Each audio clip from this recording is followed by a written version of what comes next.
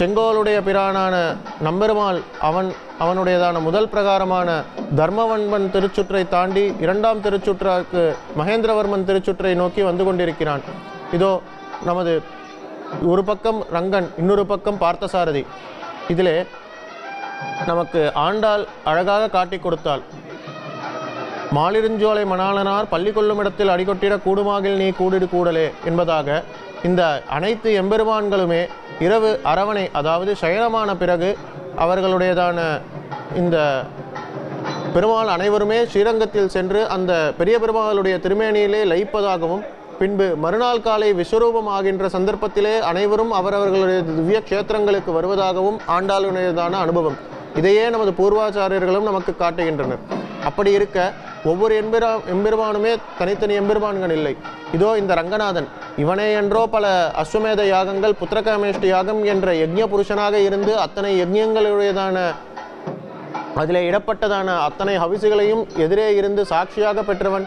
இதோ இங்கே எழுந்தருள் இருக்கக்கூடியதான கண்ணனம்பிரான், இவனே சத்திரயாகம் போன்ற பல யாகங்களை அவன் துவாரகையில் இருந்தபோது அனுஷ்டித்தான். இப்படி அனைத்து எம்பெருமான்களுமே ஒரே எம்பெருமான் நம்முடைய வசதிக்காக பல பல இடத்தில் வீற்றிருக்கின்றனர். இதே நாம் ஸ்ரீரங்கத்தில் அனுபவித்தோமேயானால் நம்மாழ்வாரனுடையதான முதல் தசகத்தில், அதாவது இன்று அனுசந்திக்கக்கூடிய பாசுரத்திலேயே வரும் தானே பெருநீர் தன்னுள்ளே தோற்றியதனுள் கண் வளரும் என்பதாக.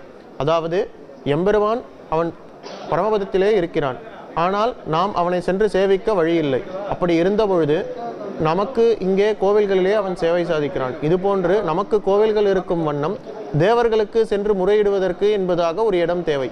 அதற்காக இந்த எம்பெருமானானவன் அவனே ஒரு ஜகத்தை சிருஷ்டித்து, அந்த திருப்பார்க்கடலை சிருஷ்டித்து அதில் அவனே போய் உறங்குகிறானாம்.